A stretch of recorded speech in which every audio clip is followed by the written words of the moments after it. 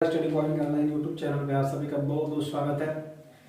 आइए यूपी लेखपाल की सीरीज में हम देख रहे थे मैथमेटिक्स में समांतर माध्य। स्टैटिक्स के अंतर्गत हमने पढ़ा था समांतर माध्य का डायरेक्ट मेथड। बहुत से लोगों का यह सवाल था कि सर बहुत अच्छे से समझ में आया, और बिल्कुल समझ में आएगा, आपको ज़्यादा परेशान होने की ज़रूरत नहीं है। बस क्वेश्चन को आसानी से आप समझते चलें और सॉल्व करते चलें। जितना क्वेश्चन मैं पढ़ा रहा हूँ बस उतने ही टाइप का क्वेश्चन आपका बनता है स्टैटिक्स के अंतर्गत। तो आइए, स्टैटिक्स में हमने देखा था कि किस तरीके से क्वेश्चन को हम समांतर माध्य को डायरेक्ट विधि से करते हैं, जिसमें से दो टाइप का क्वेश्चन मैंने बता दिया था। तीसरे टाइप आज वर्ग अंतराल का क्वेश्चन मैं आपको बताने वाला हूँ, और उम्मीद करता हूँ कि आपको बहुत अच्छे से समझ में आएगा। आइए क्वेश्चन की शुरुआत करते हैं, ठीक है, बेहतर तरीके से आपको समझ में आएगा। तो क्वेश्चन हम लेते हैं आज का पहला, और क्वेश्चन की बात करें तो देखिए इस तरह से सवाल दिया होगा 0 से 10, 10 से 20, 20 से 30, 30 से 40 और 40 से 50। ये क्वेश्चन है हमारा।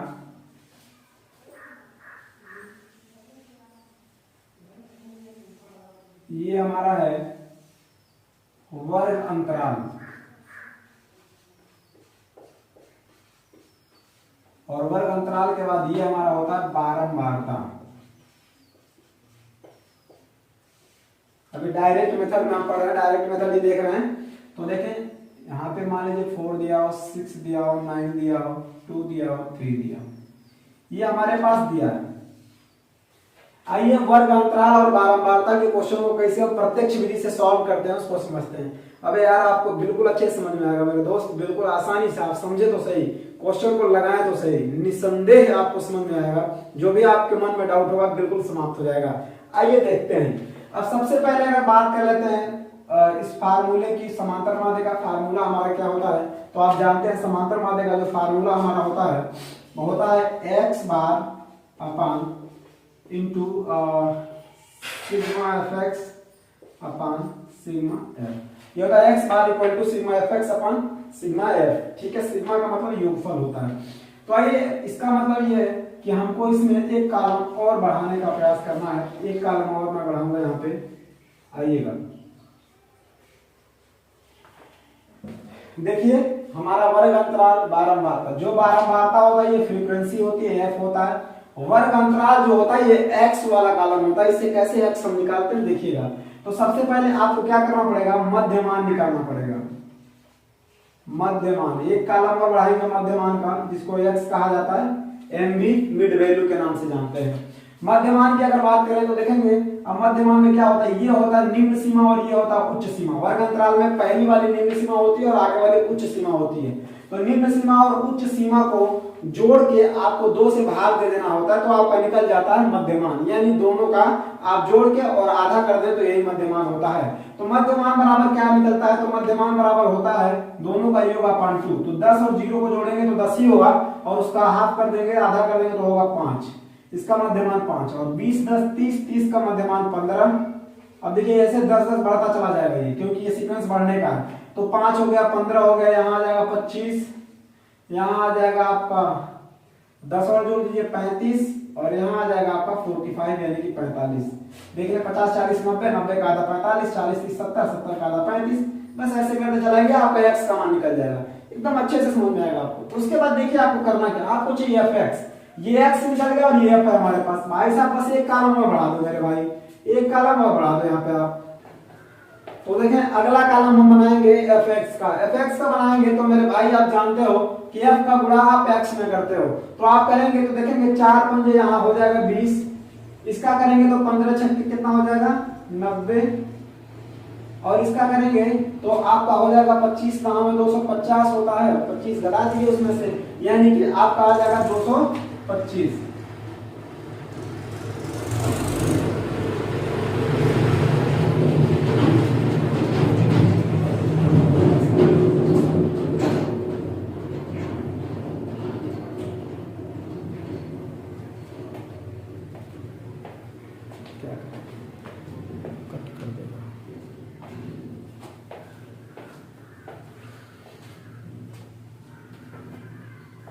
आइए देखते हैं यहाँ पे हुआ क्या, हमने मध्यमान ले लिया 5, 15, 25, 35 और 45 आ गया। उसके बाद सबका fx कर लेंगे, fx बोले तो f का x में गुणा करते जाएंगे और लिख देंगे उसके सामने जस्ट। तो देखेंगे 9 पंजे 45 और 9 दूना 18, 18, 18 4 22 होता है 225। अब 2 का 35 में कर देंगे तो 35 दूना आ जाएगा आपका 70। 3 का 45 में करेंगे तो 3 पंजे 15 और 3 चौको 12 और 1 13, 135 आपका आ गया 135। ये आ गया fx। हमको सिग्मा fx चाहिए और सिग्मा f चाहिए। भाई साहब कुछ नहीं करना, नीचे आप सबका योग कर दो, बस हो गया काम आपका। सिग्मा f करेंगे तो देखेंगे ये हो जाएगा सिग्मा f इक्वल टू, अब जोड़ दिए 6 4 10, 10 9 19, 19 और 20 21, 21 में 3 जोड़ देंगे तो आपका आ जाएगा 24। देखिएगा योगफल कहीं गलत होगा तो आप करेक्शन कर लीजिएगा, सही कर लीजिएगा। 3 2 5, 9 5 14, 14 6 20, 4 24, ठीक है। आज उसके बाद आपको fx का मान निकालना है, यानी सिग्मा fx भी तो आपको चाहिए भाई। तो सिग्मा fx इक्वल टू, अब इसको जोड़ लेते हैं, जोड़ेंगे तो आपका 5 0 0 0 5 5 10 का 0 हासिल बचा 1, 9 2 11, 11 और 2 11 2 13, 13 7 20, 20 3 23, 23 से 24 को 4 हासिल बचा आपका 2। अब देखेंगे तो 2 और 1 3, 2 5, 11 540, यह आपका आ गया 540। अब कुछ नहीं करना भाई साहब, सवाल हो गया सॉल्व, हो गया खल्लास। आ जाओ देखते हैं, निकालेंगे x बार समांतर माध्य सिग्मा fx का मान हमारे पास आ गया 540 अपान सिग्मा f का मान आ गया 24।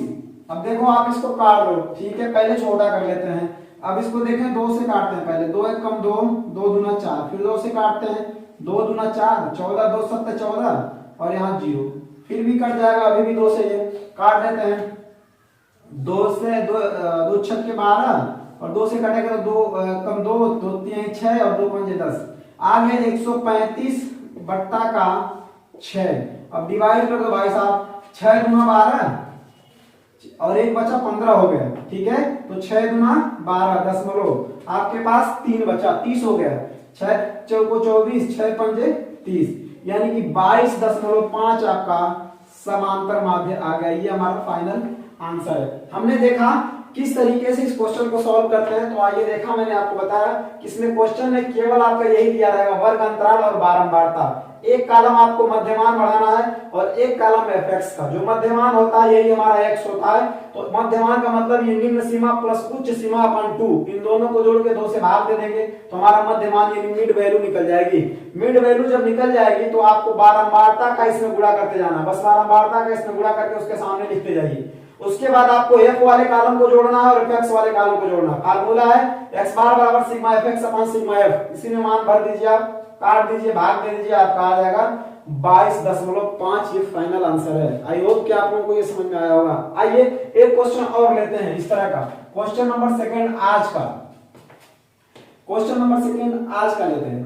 अगर मान लीजिए इस तरह का सवाल देगा तो आप तो आसानी के साथ ऐसे प्रश्नों को हल कर सकते हैं, आपको कोई भी प्रॉब्लम नहीं होनी चाहिए। बाय द वे क्वेश्चन में देखा जाए तो इस तरह का कभी भी एक टाइप का और क्वेश्चन बनता है, से अधिक से कम करके लिखता है, तो उसमें भी ज्यादा आपको परेशान होने की जरूरत नहीं, वो भी क्वेश्चन बहुत आसानी के साथ आप कर लेंगे। इसी तरह बिल्कुल लगेगा। बस एक क्वेश्चन और थोड़ा सा देखिए, एक बार क्वेश्चन इसमें पूछा गया था, सवाल दिया आंकड़े दिए हैं, क्या आंकड़ा भाई दिया 6 9 3 2 5 7 4 का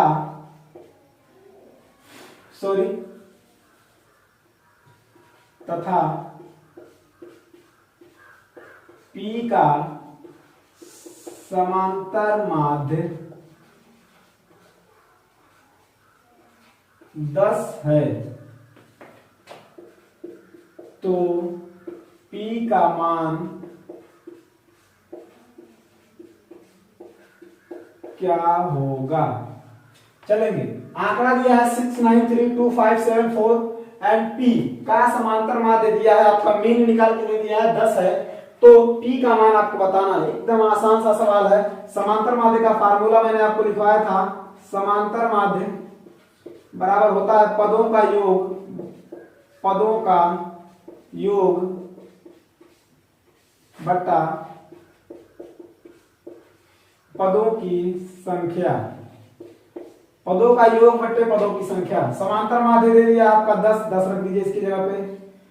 पदों का योग की बात करें तो सबको जोड़ लीजिए, 6 plus 9 plus 3 plus 2 plus 5 plus 7 plus 4 plus का p और अपान, ये टोटल कितने टर्म्स हैं, कितने पद हैं देख लीजिए। तो 1 2 3 4 5 6 7 8, टोटल 8 पद हैं। तो नीचे पदों की संख्या लिख देंगे 8। अब इसको सॉल्व करते हैं। तो 8 का देखिए जब भाग ऐसे होता है तो 8 का मल्टीप्लाई हो जाएगा 10 में, तो 8 दाम में इसका हमेशा क्रॉस इधर मल्टीप्लाई होता है, तो 8 दाम ये हो जाएगा 80। अब सबको जोड़ लीजिए, देखेंगे तो 9 6 15 15 3 18 18 2 20 20 5 25 25 5 3 2 32 32 4 36, यानी हो जाएगा 36 प्लस का p, और यहां से पक्षांतर कर देंगे तो हो जाएगा 80। 36 इधर आएगा तो प्लस का है तो माइनस का हो जाएगा, बराबर p अपनी जगह पे है, p का मान यहां से निकल जाएगा। 80 में से 36 घटा देंगे, 10 में से 6 गया 4, यहां बचा 7, 7 में से 3 गया 4, यानी p का मान आपका आ गया 44। ये हमारा p का मान 44 आ गया, ये फाइनल हमारा आंसर है। इस तरह के क्वेश्चन आएंगे। कई बार सवाल दे देता है कि प्रथम 5 विषम संख्याओं का समांतर माध्य निकालिए, तो देखेंगे उस तरह का क्वेश्चन भी एक आपको बताता हूं। क्वेश्चन नंबर 3, प्रथम 5 विषम संख्याओं, प्रथम 5 विषम संख्याओं का समांतर माध्य निकालिए। आइए देखते हैं। तो प्रथम 5 विषम संख्याएं कौन कौन सी होंगी भाई, तो सबसे पहले यही जानना जरूरी है कि 5 विषम संख्याएं, तो प्रथम 5 हमारी कौन होती है, 1 हो जाएगा, 3 हो जाएगा, 5 हो जाएगा, 7 हो जाएगा, और उसके बाद आपका 9 हो गया। 1 3 5 7 9, भाई साहब सीधा कुछ नहीं करना, समांतर माध्य आप निकाल दो।